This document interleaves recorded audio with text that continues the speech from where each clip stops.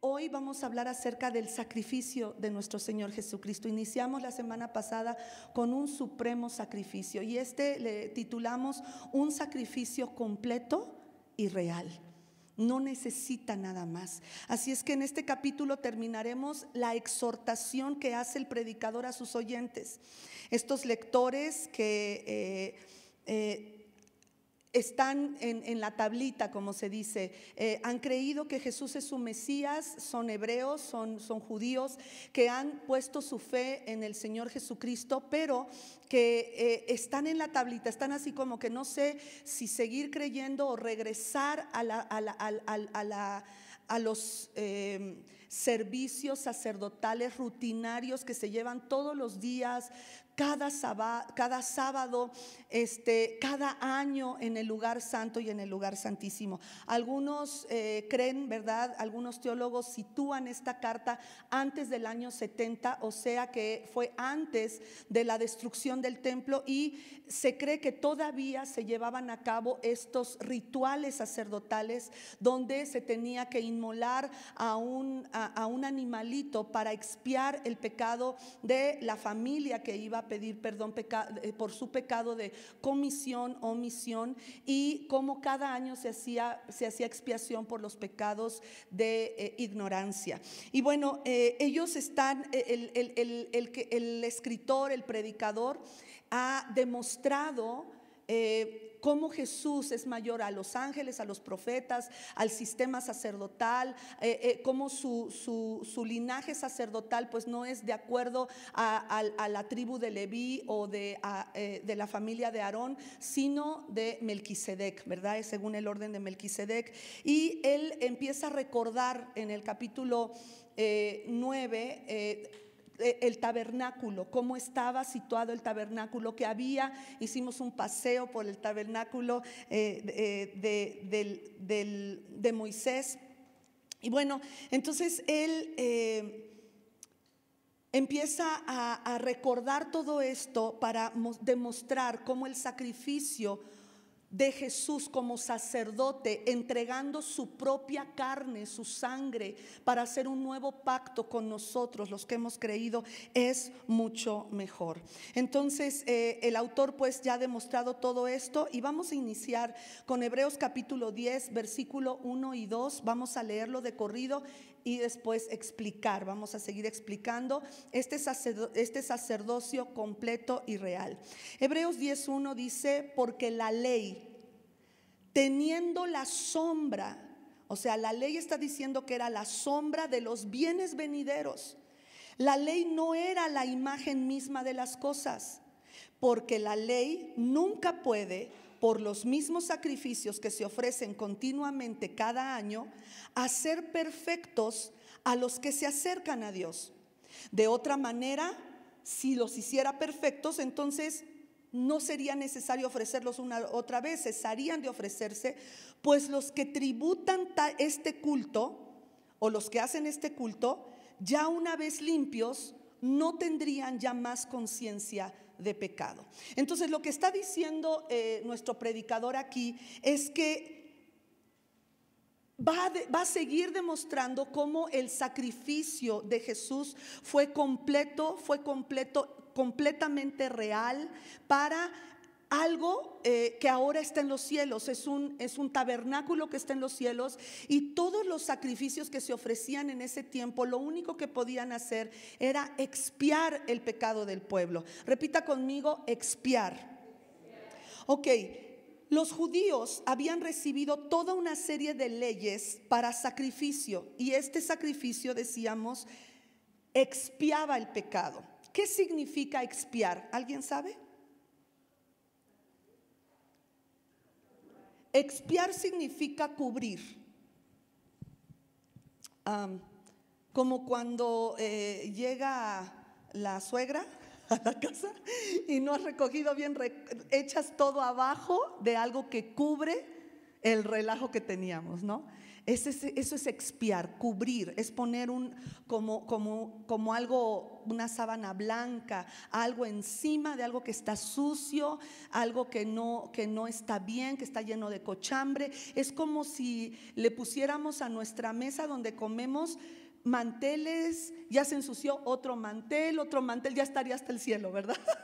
Si no se limpiara, si no se quitara la mugre. Entonces el pecado del pueblo solo era cubierto, no era limpio, no era limpiada la conciencia de aquellos que hacían estos sacrificios. Y como este pueblo a quien se le está dando esta predicación, ellos están conscientes de cómo funciona todo el servicio y los rituales sacerdotales, y ellos dicen: no, pues cómo, o sea, me regreso, ya pequé, vuelvo a ir con el sacerdote, necesito volver a expiar mi pecado. Y el predicador dice: no regresen ahí, porque la ley tan solo era una sombra de los bienes venideros. ¿Te imaginas construir una casa enorme, una casa bonita, donde tú dices: aquí voy a vivir con mi cónyuge y mis 8 hijos, y ya le preparé a mis hijos su cuarto, y que cuando termine la casa tú vivas en la sombra de la casa? Y no entres a la casa porque la sombra es muy chida, es muy grande, te gusta, te acostumbraste a vivir en la sombra, en tiendas de campaña, pero es una sombra y nunca entras a la casa. Qué impresionante sería eso, ¿no?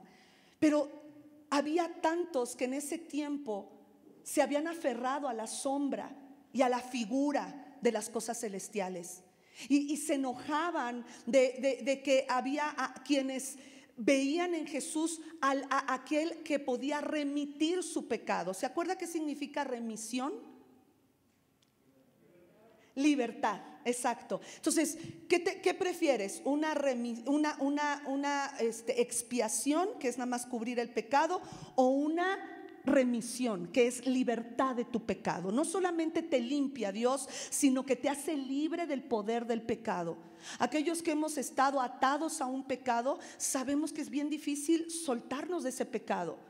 Podría ser el pecado de rencor, el pecado de juicio constante, el pecado de alguna dependencia a algún estupefaciente, algún químico, o la dependencia a la pornografía, o la codependencia a una persona que nos está dañando y que nos está lastimando. Y qué difícil es zafarse de eso, porque hasta para la mala vida nos acostumbramos. Entonces, cuando dice aquí que era para expiación de pecados, realmente estaban solamente cubriendo, los pecados no eran quitados. Entonces la conciencia de los hombres permanecía intacta.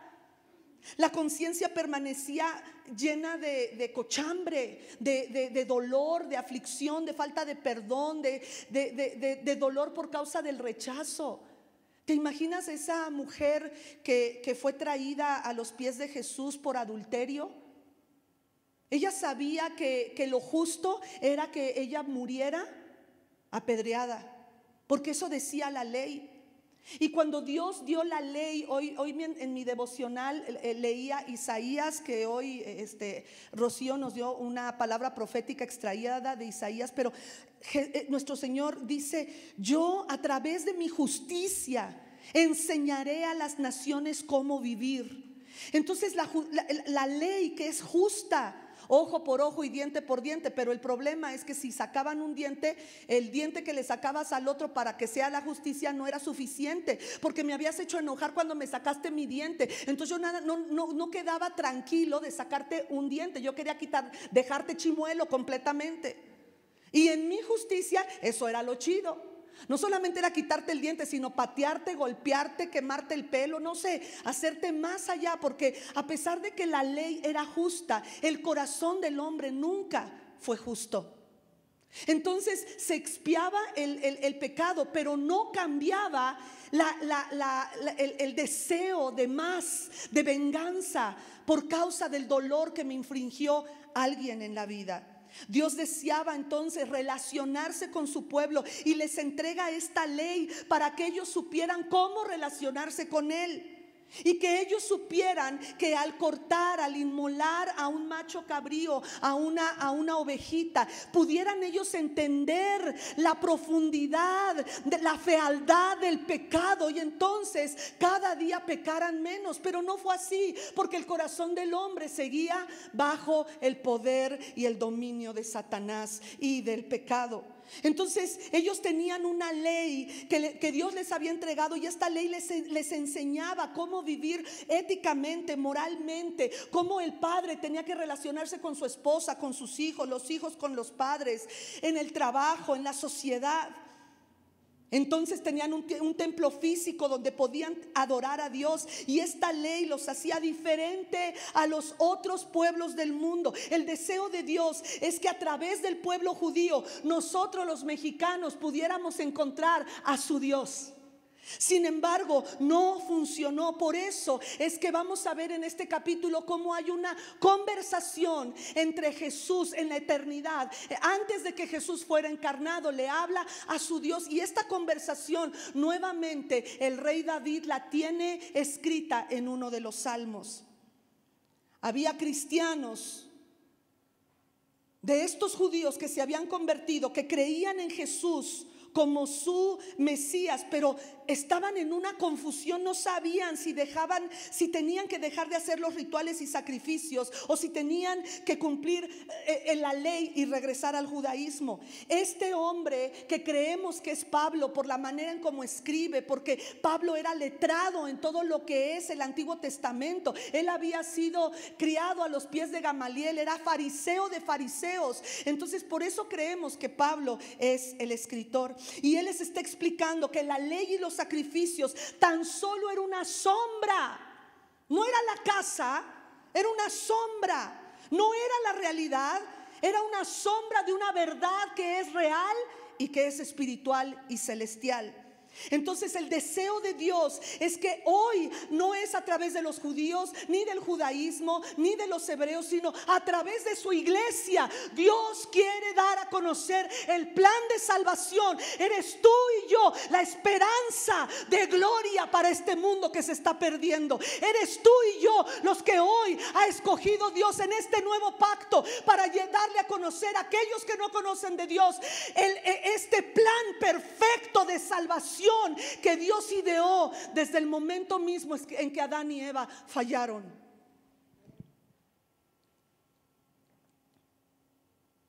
El hecho que nos dice el versículo 1, ahorita regresamos ahí, pero el hecho de que tenía que haber sacrificios, versículo 2, constantemente, y que estos sacrificios, el degollar las vacas, las becerras, los toros, los machos cabríos, los palominos, no nos demostraba que tenía que haber un mejor camino, porque esa sangre solo expiaba el pecado y el hombre seguía intacto en su deseo de seguir haciendo lo malo. Esto nos demuestra que tenía que haber un mejor camino, un camino más excelente, un sacrificio supremo que pudiera hacer perfectos a todos los que querían acercarse a Dios. Vámonos otra vez a Hebreos 10:1. Porque la ley, y ahora esperemos que al leer esto se nos haga más coherente. Porque la ley tenía la sombra de los bienes venideros.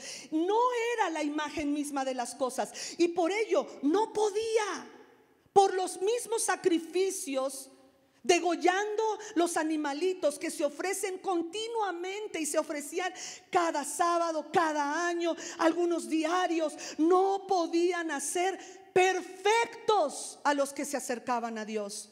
Ahora, la palabra perfecto aquí no está diciendo que sea completamente perfecto, sino la palabra perfecto en la Reina Valera, como se traduce, es completo. Si tú lo buscas en otras versiones, vas a ver que esa es la palabra que usan: completo, pleno. ¿Te sientes pleno?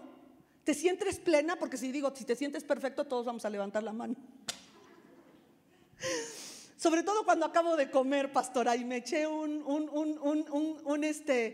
flan napolitano, un pie de manzana con un a la mode, ¿verdad? Con un Ay, ya se les antojó, ¿verdad? Entonces me siento perfecta. Y sobre todo si no engorda. Entonces aquí cuando esto prueba, el primer versículo del capítulo 10 nos prueba que tantas veces que se mataban esos animalitos no podían hacer perfectos, plenos más bien, o completos aquellos que llegaban a Dios, porque no había una remisión de pecados, había una expiación. ¿Sí estamos entendiendo esto? Ok, la idea de perfección, como ya decíamos, no habla de que seamos perfectos o justos, o sea, sin fallas, sin errores, sino completos y plenos. Vámonos al versículo 2 al 4. Dice, de otra manera, cesarían de ofrecerse. Si ya eres perfecto, ¿para qué seguimos ofreciendo la sangre de los machos cabríos, verdad? Entonces cesarían de ofrecerse. Pues los que tributan este culto, limpios una vez, no tendría ya más conciencia de pecado. Pero en estos sacrificios cada año se hace ¿qué? Se hace memoria de los pecados. Qué gacho, ¿no? Que te estén recordando y recordando qué tan pecadores somos. Pero en estos sacrificios cada año se hace memoria de los pecados, porque la sangre de los toros y de los machos cabríos no pueden quitar los pecados. Entonces en estos 3 versículos que acabamos de leer, del 2 al 4, hay 2 cosas que muestra el autor. 1, esa sangre no puede quitar la culpa. O sea, no puede limpiar la conciencia. Diga conmigo, no limpia la conciencia. Y lo segundo que dice es que, aparte de que no puede quitarnos la culpa, nos está recordando constantemente nuestros pecados. Eso está feo, ¿no? Porque a lo mejor el sumo sacerdote recibía a una familia, oye, ¿por qué porque ellos tenían que poner las manos sobre la cabeza del animalito y ver cómo iban cortando y se iba desangrando, y ellos tenían que presenciar la muerte de ese animalito? Qué impresionante, ¿no? Porque tú y yo no tenemos que presenciar. Ya cuando llegamos a la carnicería, ya toda la carne está chida, limpia y hasta se antoja. Pero si tú y yo hubiéramos visto el desangrarse de ese animal, yo creo que hubiéramos quedado traumados, porque no es parte de nuestra cultura verlo. Y Dios quería que ellos vieran qué tan profundo y qué tan serio es este rollo del pecado. Y por qué nuestro apóstol cada vez que viene nos dice, debemos de estar en el camino de pecar menos. No somos perfectos, pero por lo menos peco menos que ayer. Y entonces te imaginas que llegaban estas personas y decían, ¿otra vez por lo mismo? Porque lo único que hacía este rito era recordarte que somos pecadores. Ahora, Dios da un sistema de sacrificios. ¿Por qué lo da si esos sacrificios no podían quitar el pecado? ¿Te acuerdas que dije la semana pasada que era como un pagaré? Porque el Señor les permitía que se acercaran. Ahora, ¿se acuerdan que en los atrios no podían entrar más que aquellos que iban a ofrecer el sacrificio, el padre de familia y el sacerdote? Pero al lugar santo, ¿quién entraba? Pues nada más los levitas. Y eso para checar diariamente que estuviera prendida los 7 brazos del candelabro, estarle cambiando el aceite de oliva virgen y cambiar cada semana los panes de la proposición o de la presencia, de la comunión, y que en el altar del incienso siempre hubiera incienso prendido. Entonces tenían que entrar diariamente a hacer todo esto, pero nada más entraban los levitas. Y al lugar santísimo, ¿quién entraba? Solo el sumo sacerdote de la línea y de la familia, linaje de Aarón. No cualquier levita. Y eso una vez al año. El Señor ha cubierto todo esto para que nosotros en este santuario, en este tabernáculo celestial, podamos entrar hasta la mismísima presencia de Dios. Y no estamos conscientes de lo que costó. Porque le decimos a las personas, es gratis, la salvación es gratis. No es gratis, le costó la vida a Jesús, su sangre derramada. Él fue el Cordero de Dios que quita el pecado del mundo. Vámonos a Juan 1:29. Al día siguiente, Juan vio a Jesús que se acercaba a él, su primo. Juan el Bautista, Juan 1:29, y lo ve y le dice a las personas, a sus discípulos, a quienes lo seguían: aquí tienen al Cordero de Dios. Y esto lo dijo profetizando, porque no hubo otro profeta mayor que Juan. Lo dice el mismo Jesús, ni siquiera Elías, sino que el espíritu de Elías vendría sobre él. Y él pudo mirar a Jesús y dijo: este es el Cordero que quita. La palabra quitar es abolir,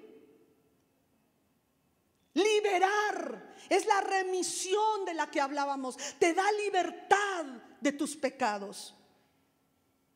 Pero el problema que muchos religiosos del tiempo, cuando se predicó este mensaje a los hebreos, era de que ellos querían vivir en la sombra de la institución de la ley. Ellos no querían entrar a la casa que Jesús había levantado. Vámonos, por favor, vamos a seguir leyendo al versículo 5. Y dice: holocaustos y expiaciones por el pecado no te agradaron. Vamos a ver cómo estas palabras son las mismas que vemos profetizadas por el rey David. Dice: holocaustos y expiaciones por el pecado no te agradaron. ¿Qué quiere decir esto? Que Dios no quería un animal muerto. Él quería el corazón de los hombres, y que en el corazón de los hombres, en lugar de endurecerse, ellos pudieran ver, enternecerse por la sangre derramada de un animal que no tenía culpa y que estaba tomando mi lugar. Por causa de que la paga del pecado es muerte, este animalito estaba derramando su sangre y moría por causa mía. Y que eso me enterneciera para acercarme a Dios. Pero ¿qué sucede? Vemos todo desde el capítulo 1 de Isaías, que dice: este pueblo de labios me honra, pero su corazón está lejos de mí. A mí no me interesa, de nada me sirve tener un animal muerto, no me interesa.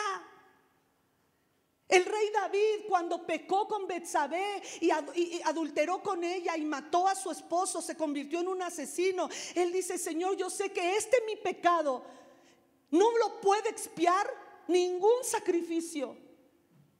Y por eso el Señor alardea diciendo: David tiene mi corazón, porque él está agarrando la onda de que el pecado no es nada más ir a ofrecerme animales y endurecer el corazón y ya no importarte el derramamiento de sangre inocente. Lo que yo necesito es que te arrepientas de corazón. Vamos a regresar rápidamente a los versículos que acabamos de leer. En el 2 dice: de otra manera cesarían de ofrecerse, Hebreos 10:2, pues los que tributan este culto, limpios una vez, no tendrían ya más conciencia de pecado.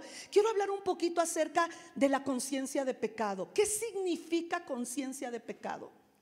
Conciencia de pecado significa que yo entiendo, tengo un conocimiento profundo de mi pecado. Aunque nadie sepa, yo tengo una conciencia de lo que he hecho mal. Y esta conciencia es profunda. Este entendimiento de lo que hice es profundo y me hace sentir tan culpable, tan sucia, tan sucio, que me aparto de Dios, me aparto de la iglesia, me aparto de orar, de leer la palabra. Cuando Dios, sabiendo que Adán y Eva ya habían comido del fruto, Dios se acerca a ellos y pareciera que es un alcánzame si puedes. Porque Dios está acercándose y acercándose y acercándose. ¿Y qué hace el ser humano desde el Edén? Huir de Dios y esconderse de Dios. Por eso Dios les da la ley, escoge este pueblo, llama a Abraham de Ur de los Caldeos y le dice: de ti saldrá una nación que será innumerable. Y de esta nación yo mostraré mi amor y mi justicia a las naciones. Pero una y otra vez Dios se queja del corazón de los adoradores. El problema no estaba en los machos cabríos, en los toros y en la sangre derramada de estos animalitos. El problema estaba en los adoradores. Por eso dice aquí en el versículo 2, si regresamos ahí, dice: porque una vez limpios, ya ¿para qué seguimos? O sea, dice: de manera que cesarían de ofrecerse, pues los que tributan este culto, limpios una vez, ya no tendrían no tendrían ya más conciencia de qué, de pecado. Tú y solo tú, y claro, Dios que conoce todas las cosas, ¿saben cómo está tu conciencia? ¿Qué haces cuando nadie te ve? ¿Qué piensas de alguien que te hizo daño? ¿Cuánto quisieras vengarte? ¿Cuánto quisieras decir: Señor, o te lo llevas o te lo mando? Y aparte permites que se salve, pero a esta iglesia no ha de venir. Y si me lo encuentro en el cielo, por favor, Señor, ponlo al otro lado del cielo, porque ese o esa no merece tu perdón ni tu salvación. Tú y yo estamos conscientes de esto, este pecado que nos aparta de Dios. Esa conciencia hizo que Adán y Eva huyeran de Dios y trataran de cubrir su vergüenza, que no tenía nada que ver con sus genitales ni sus partes íntimas. Tenían que ver con una conciencia de que ellos sabían que de una manera categóricamente rebelde fueron en contra de algo que Dios les había hecho, de algo que Dios les había dicho. Y he pensado en este rollo de Satanás. ¿Cómo es que Satanás? Perdón, ya me moví muy rápido y aquí agarré a los camarógrafos. ¿Qué onda? Pastora, ya me perdí, ya la perdimos. Voy a bajar. Aviso. Mientras no me caiga, un día me caí bien feo. Estaba, y era en televisión allá en Texas, en una televisión pues local. Estaban enviando el mensaje y me acerqué demasiado y que me caigo. Ahí sí, los camarógrafos también ellos se cayeron, ¿no? Así se perdieron. No, con que no me caiga así, qué gacho, porque sí. Ahí claro, tú sabes, ¿no? El orgullo me levantó. Y aunque los pastores que estaban aquí, si está bien, no, así yo bajo el altar, así yo me bajo, ¿no? Pero ya se está. Sí, lo que dijo Satanás, cómo Satanás engaña al hombre. Porque Satanás empezó con una pregunta: ¿con qué Dios les ha dicho? Y eso es siempre en nuestro corazón. Con que Dios te dice que la fornicación es mala cuando es bien rica. Con que Dios te dice que el adúltero, el fornicario, el avaro, el mentiroso no entran al reino de Dios. Con que Dios te ha dicho eso. Y sigue trayendo duda con lo que Dios nos dice. ¿Con que Dios? Y lo segundo que dijo fue: ¿sabe Dios que el día que comas serás como Él? Entonces lo segundo es que pone en nosotros duda acerca de la buena voluntad de Dios para nosotros. Y toda la Biblia es el recordarnos continuamente: yo tengo pensamientos de bien para ti. Si te digo que perdones, es por tu bien. Si te digo que te he dado el ministerio de la reconciliación, es por tu bien. Si te he dicho que no forniques, es por tu bien. Cuando salió el SIDA, recuerdo que un pastor de los que tuve dijo: ay, qué bueno, así ya se va a acabar la fornicación. Y ahora hasta la legalizan, quieren legalizar la pedofilia. De que si el niño dice que sí, entonces no es una violación.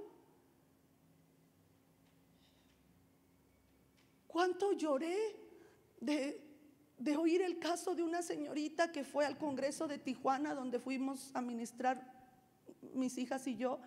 ¿Cuánto lloré de su vida? No podía dejar de llorar. Porque la violación sea de quien venga, destruye la vida del ser humano. El abuso, no solo el sexual, el abuso verbal, porque hay niños que nunca fueron violados sexualmente, pero sí abusados. ¿Pero cómo? Porque esta niña estaba llena de dudas de la bondad de Dios. Claro, su propio padre había abusado de ella a los 4 años. Claro que dice, ¿cómo me voy a acercar a Dios? Dudo. Porque si Dios es Dios y es bueno, ¿por qué permitió esto? Es lo mismo, le dice, es que sabe Dios, Él te está escondiendo algo. ¿Sabe Dios que el día que comas de este fruto serán abiertos vuestros ojos y serán como Él? Y claro que dijeron ellos, pues sí queremos ser como Dios. Porque es lo mismo que le ofreció a Jesús. Satanás le ofreció a Jesús en el desierto. Todo esto te daré si me adoras. Te haré, yo soy el rey de o el príncipe de este mundo, pues te haré uno a la par. Es lo mismo. Y hoy tenemos que estar avivados y avisados, porque si leemos algo en la Biblia, tenemos que creer que es la neta, que Dios no está diciendo algo para dañarnos. Y que si el diablo ha traído duda de la voluntad buena, agradable y perfecta de Dios en tu mente, tienes que hacerlo a un lado. Y si te ha puesto duda del deseo de Dios para ti, buen deseo de Dios para ti, tienes que hacerlo a un lado. Entonces, tener una conciencia de pecado es que podamos, es el hecho de saber que somos culpables y punto. ¿Sí nos queda claro eso? Ahora, cuando habla de una conciencia limpia, entonces, ¿qué será una conciencia limpia? Quiere decir que el conocimiento de mi pecado no se me quita. Yo sé lo que hice y de dónde Dios me sacó. Una conciencia limpia sigue teniendo un conocimiento profundo de mi pecado, pero ahora tiene un conocimiento que va por encima del conocimiento de pecado, que me hace libre para acercarme a Dios de una manera confiada. Esa es una conciencia limpia, una conciencia pura, una conciencia que ha sido libre, cuyos pecados han sido remitidos, y la remisión de nuestros pecados nos da la libertad de acercarnos a Dios. ¿Puedes darle un aplauso a Él? Una conciencia limpia nos acerca a Jesús, nos da esperanza de saber que el sacrificio de Jesús es suficiente para hacernos libres del poder del pecado, del poder que el pecado tenía. Diga conmigo, tenía pasado, tenía sobre mí. Una conciencia limpia es este profundo conocimiento de que el pecado por su sangre es quitado y nos podemos acercar libremente a Dios. Dios limpia nuestra conciencia de tal forma que ese conocimiento profundo de que somos pecadores ya no nos estorba para acercarnos a Dios. Qué impresionante, ¿no? Dios ofrece una salida, una solución a una conciencia muerta. Regresemos entonces, terminando del versículo 2, vámonos al 3 y 4, por favor. Pero en estos sacrificios cada año se hace memoria de los pecados. Ya, nada más quedémonos. ¿Quieres que alguien te esté recordando lo que hiciste? Es bien gacho, es bien feo, aún para quien recuerda el pecado. Te lo digo por experiencia. Estar recordándole a alguien lo que te hizo día tras día, y cada vez que puedes echárselo en su cara. ¿Sabes qué hace en la vida del acusador? Ensucia nuestra conciencia. Porque la Biblia en Apocalipsis nos dice que hay un acusador, y ese se llama Satanás. Y cuando estamos recordándole a alguien lo que me hiciste, lo que nos hiciste por tu culpa. Estaba yo leyendo la biografía de este hombre, un cantante muy famoso que cantaba al amor, a Dios. Este cantante Su padre abandonó a su madre con ellos, no sé cuántos hijos eran, pero lo que él cuenta es que la pobreza que ellos vivían era tal que su hermanito más pequeño murió de inanición, murió por hambre. Y este hombre dice que su mamá siempre les decía: no culpen a papá, perdonen a su padre. Y ellos crecieron. Él tenía tanto enojo contra su padre porque decía: por culpa de mi padre, porque nos abandonó, mi hermanito murió. Qué impresionante, ¿no? Pero él cuenta que su madre siempre le decía: algún día tu padre te va a buscar, recíbelo, porque es un hombre que está muerto en vida. Recíbelo. Él cuenta que estando en un súper concierto, había miles de personas. Se acerca alguien que trabajaba con él, le dice: oye, aquí en backstage hay un hombre que dice que es tu padre. Y él ya iba a subir a cantar. Dice: ¿mi padre? Sí. Él cuenta que vio y lo reconoció, porque él creo que tenía 8 años, ya estaba grandecito cuando el papá los abandona, y él lo abraza y se acuerda. Su mamá ya no vivía, pero se acuerda de las palabras de su madre: perdona a tu padre, y el día que te busque, recíbelo. Y él abrazó a su padre y le dio un lugar pues chido, un lugar de preeminencia ahí. No me acuerdo quién nos contaba de que un pastor en Jalisco que nos contaba que su padre los abandonó, y que cuando su padre lo buscó, él ya era pastor, y le dijo: mira, aquí están las llaves de mi casa, ve a mi casa, ahí yo llego. Y le habló de Jesús y le dijo: no, yo prefiero que me recuerdes a mi mamá, yo prefiero que me digas de groserías. ¿Cómo puede ser que me recibas después de todo lo que yo les hice? El ser humano no alcanza a comprender el perdón de Dios. El ser humano, nosotros queremos, por esta conciencia tan sucia, queremos venganza por lo que nos han hecho. Y lo único que hacía la ley era estar recordando los pecados. Y cuando Dios nos dice: ya no quiero acordarme de tus pecados, no es porque Él se le olvide. Si Él es omnisciente, quiere decir que todo lo sabe, tu pasado, tu presente, tu futuro. Pero cuando dice que lo olvida, no es porque lo olvida, sino porque no quiere acordarse. Versículo 4, por favor. Porque la sangre de los toros y de los machos cabríos no pueden quitar los pecados. Y ya decíamos que quitar los pecados significa abolir. No es nada más expiar, sino quitar. Ahora sí, vámonos por favor a Hebreos 10 del 5 al 9. Dice así, escuchemos, dice: por lo cual entrando en el mundo, o sea, cuando Jesús va a encarnarse, entrando en el mundo, dice: sacrificio y ofrenda no quisiste, mas me preparaste un cuerpo. Holocaustos y expiaciones por el pecado no te agradaron. Entonces dije: he aquí vengo. Está hablando Jesús y lo profetiza David: he aquí vengo, oh Dios. Esta conversación con el Padre: para hacer tu voluntad. Como en el rollo del libro está escrito de mí, diciendo primero: sacrificio y ofrenda y holocaustos y expiaciones, o sea, cubrir por el pecado, no quisiste. No te agradaron, las cuales cosas se ofrecen según la ley.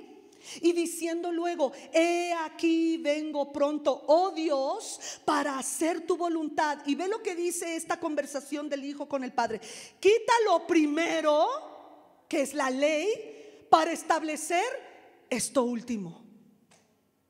Wow. Este es el sacrificio completo y real. ¿Se acuerdan en los capítulos anteriores donde decíamos que Jesús se sentó a la diestra del Padre y cómo los sacerdotes no podían sentarse? Pasaban con el candelabro, el incensario, los panes, salían a los atrios, degollar, traer parte de la sangre una vez al año, pasar por el incensario, checar que todo esté, ponerse el incienso, entrar con el incienso, después volver a salir, tomar sangre del toro que se había puesto en los cuernos del altar de bronce afuera en los atrios, tomarlo y ahora echarlo en la tapa que es el propiciatorio, para ver si Dios aceptaba ese sacrificio.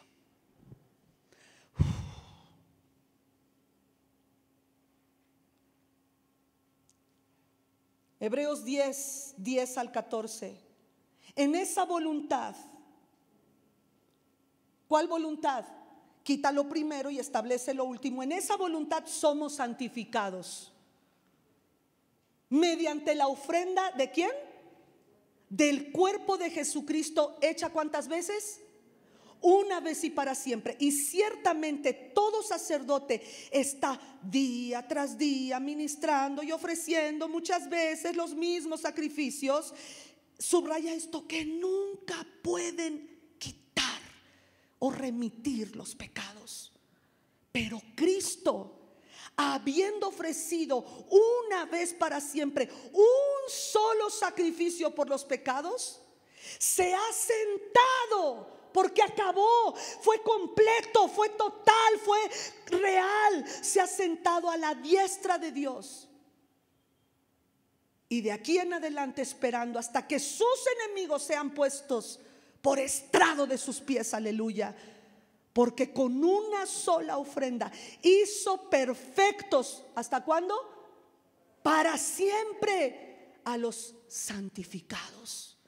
¿Qué significa santificar? Apartar.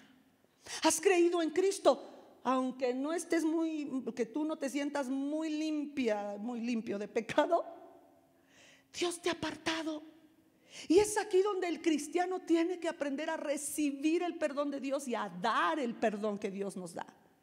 Porque se acuerdan del hombre que fue perdonado y saliendo se encontró a uno que le debía cualquier cosa y lo agarró del cuello y págame y lo metió a la cárcel. Y otro, siempre hay un chismoso, pero el otro lo vio y dijo: le voy a decir al rey lo que acabas de hacer, ¿verdad? No sé si le dijo a él, pero fue a decirle al rey, dice: tráemelo, toda esta deuda te perdoné. ¿No podías hacer tú lo mismo con tu siervo? Y así somos los seres humanos. Nos gusta que Dios nos perdone nuestros pecados y que nos dé una conciencia limpia, pero cuando vemos al que nos dañó, a la que nos transgredió, a la persona que nos robó, que nos traicionó, que nos hizo, en nuestro espíritu estamos agarrándolos del coyote y los metemos a la cárcel. Tú nunca vas a salir. Y si quieres salir, nada que te sales. Te voy a estar recordando lo que hiciste. ¿Cómo que te vas a salir así nada más porque sí? La teología del perdón es algo impresionante que no entendemos todavía, y eso que lo enseñamos en ministración personal. Romanos 11:26. El escritor recuerda este nuevo pacto y dice: y luego todo Israel será salvo, como está escrito. Está haciendo alusión a Isaías: vendrá de Sión el libertador, el que remite, el que hace remisión, que apartará de Jacob la impiedad. Y este será mi pacto con ellos cuando yo remita, quite, libere, abolir, abuela, o cómo se diría, abola sus pecados.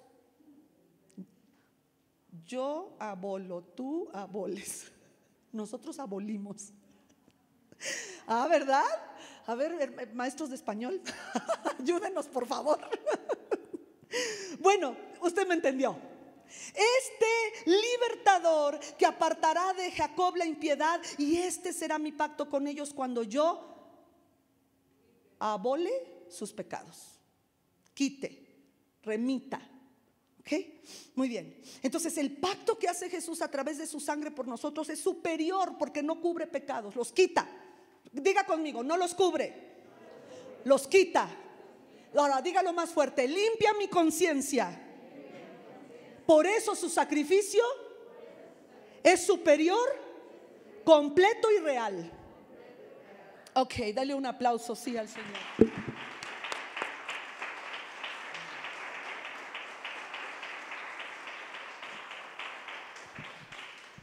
Voy a nada más a demostrarte cómo el escritor de Hebreos en el capítulo 10 hace alusión nuevamente a los salmos. Salmo 40 del 6 al 10. Vamos a leer las mismas palabras que utiliza el predicador de Hebreos y dice así, Salmo 40, 6 al 10.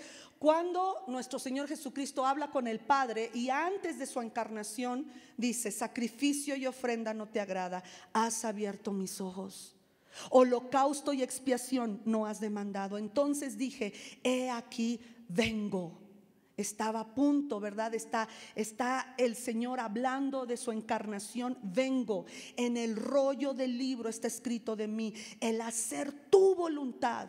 Por eso la ofrenda de Jesús es una vez y para siempre, porque Él verdaderamente hizo su voluntad. ¿Se acuerdan cuando estuvo llorando grandes gotas de sangre, sudando grandes gotas de sangre? Gracias, mi hijo. Gracias. ¿Se acuerdan cómo oró nuestro Señor Jesucristo? Mas no se haga mi voluntad sino la tuya. Seguimos leyendo. Entonces, el hacer tu voluntad, Dios mío, me ha agradado, y tu ley está en medio de mi corazón. Ahí está el pacto. Tu ley está en medio de mi corazón. He anunciado justicia en grande congregación. He aquí, no refrené mis labios. Jehová, tú lo sabes. No encubrí tu justicia dentro de mi corazón. He publicado tu fidelidad y tu salvación. No oculté tu misericordia y tu verdad en grande asamblea. Por eso yo puedo decirte que esto lo escribió David porque lo llevó a cabo, pero él no pudo haber dicho: en tu libro está escrito acerca de mí, ¿no? Hay una se me olvida en teología, cuando hay la tipología, cuando como José tipifica en mucho de su vida, la vida de Jesús. Fue vendido, traicionado, golpeado, acusado falsamente, como Jesús.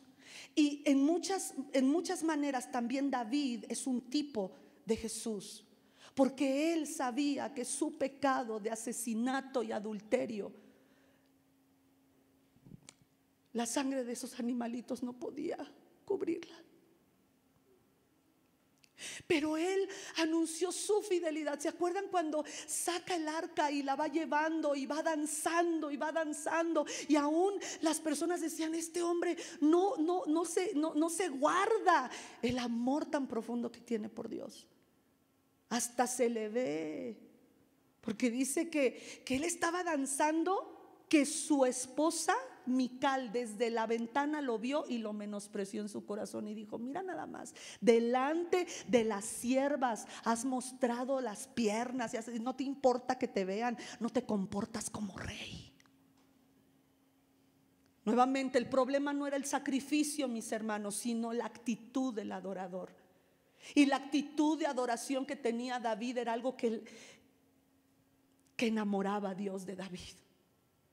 El adorador tenía en ese tiempo una conciencia sucia, porque él conocía profundamente cuál era su pecado. Entonces el problema no estaba en los sacrificios. Los sacrificios apuntaban hacia el único sacrificio completo y real del Cordero de Dios, que quita el pecado del mundo, que remite el pecado del mundo, que abole el pecado del mundo. Entonces, hoy nos podemos acercar a Dios con una conciencia limpia. Dios no está diciendo que no se requería ningún sacrificio para acercarnos a Él. Lo que está diciendo es que el único que puede traernos una conciencia limpia es el sacrificio de Jesús. Y por eso el cristiano siempre, siempre, siempre debemos de recordar, y cuando predicamos, decirle a la persona: necesitas aceptar el sacrificio de Jesús. Sí, parecemos disco rayado, pero necesitamos entender cuánto este sacrificio ha traído libertad a nuestras vidas. Si tú te acuerdas al leer el Antiguo Testamento, cuántas veces Dios reprocha a su pueblo que llevaban sus sacrificios, que su corazón estaba lejos de Él. Yo no sé si a ti te impresionaba cuando nos enseñaron en la primaria o en la secundaria la historia de México, cómo los pueblos adoradores del sol, la luna, las estrellas, decían los aztecas, hacían sacrificios de doncellas que le sacaban el corazón a un palpitante. Como el guerrero más fuerte era sacrificado porque creían que sus dioses necesitaban sangre para comer, o que estaban enojados y por eso no llovía, que estaban molestos y por eso no había trigo y cosecha. Hay un salmo donde Dios le dice al pueblo: si yo tuviera hambre, te lo pediría a ti. No, nuestro Dios no pedía esos sacrificios porque Él tuviera hambre. Él quería acercarse al pueblo. Él anhelaba que el pueblo de Israel fuera un ejemplo para las demás naciones. Por eso se hizo el juicio contra Jerusalén. ¿Se acuerdan cuando Jesús dijo: oh Jerusalén, Jerusalén, cuánto quise yo traerte a mí como la gallina trae a sus polluelos, y no quisiste? Yo sé que tú y yo podemos predicar la palabra a gente que no quiere, pero no podemos dejar de hacerlo. No podemos dejar de decirle al pueblo que no conoce del Señor que el sacrificio de Jesús es suficiente para que ellos se acerquen a Dios con una conciencia limpia.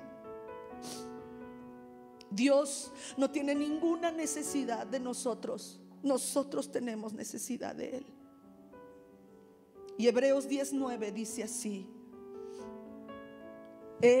aquí vengo, oh Dios, para hacer tu voluntad. Quítalo primero para establecer esto último. Y Dios le dice al Padre en el Antiguo Testamento, versículo 10, lo que acabamos de leer: en esa voluntad somos santificados mediante la ofrenda del cuerpo de Jesucristo, hecha una vez para siempre. El cuerpo de Jesús que Él dio de su propia voluntad nos santifica, nos aparta a nosotros. No importa cómo estás hoy, el Señor te llama, y Él te llama para ser un verdadero adorador. ¿Se acuerdan cuando Jesús le dijo a la samaritana: la hora se acerca y ahora es cuando los verdaderos adoradores adorarán al Padre en espíritu y en verdad? ¿Se acuerdan lo que hablamos la semana pasada cuando decía que Él nos purificó para ser de nosotros servidores de Dios? Y que la palabra servicio viene de adoración. No podemos ser buenos servidores de Dios si no sabemos adorarlo. Y lo único que Él quiere es que tú y yo nos acerquemos a Él tal cual somos. Ponte de pie, por favor.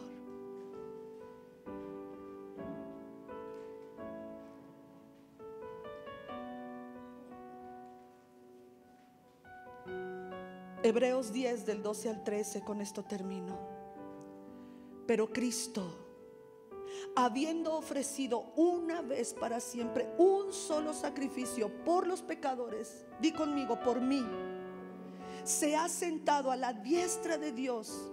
De ahí en adelante, esperando hasta que sus enemigos sean puestos por estrado de sus pies.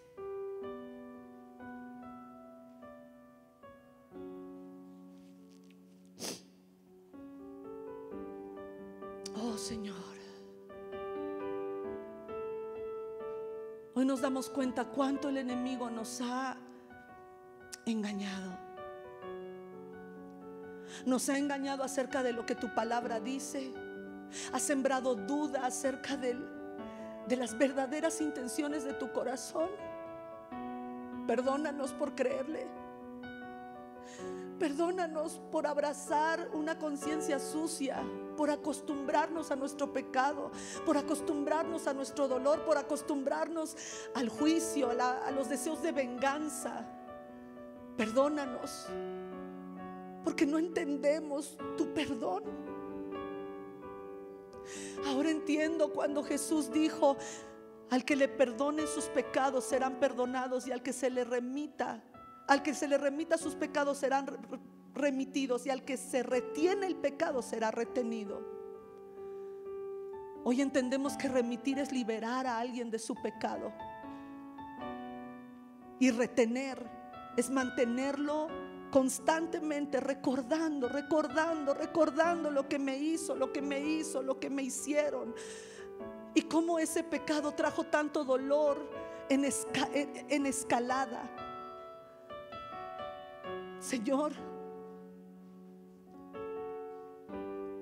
perdónanos por no saber perdonar. Perdónanos, Señor, por no entender tu perdón y lo que costó, para que podamos nosotros entrar hasta el trono de tu gracia, para alcanzar el auxilio en el momento oportuno. Hoy queremos perdonar. Suelta a la persona que no has podido perdonar. Dile: yo perdono. Imagínate a esa persona delante de ti. Oh, mi hermano, si todavía sientes enojo, si todavía tienes ganas de golpearle, dile: Señor, ayúdame a mi incredulidad y ayúdame a perdonar, porque estoy aferrada a mis emociones y a mi conciencia sucia, y estoy dudando de tu bondad, de lo que tu palabra dice y de las intenciones de tu corazón. Perdóname. Si tú dices que perdonar me hace bien, decide: yo te perdono. Señor, yo te pido que pongas en el corazón, desde el mío hasta el más pequeño de esta iglesia, poder, Señor, hacer este ejercicio espiritual de perdonar, de acordarnos que tú nos perdonaste, Señor, que tú has limpiado nuestras conciencias, Señor, y que no nos aferremos a la venganza, a los deseos de ver pagar a esa persona lo que tanto daño nos hizo. Señor, te entregamos a ti, como dice tu palabra, te entregamos a ti la venganza y a ti el pago. Y tú, Señor, sabrás qué hacer con esas personas que nos han dañado, porque reconocemos que también nosotros hemos dañado a otros. Gracias, Señor.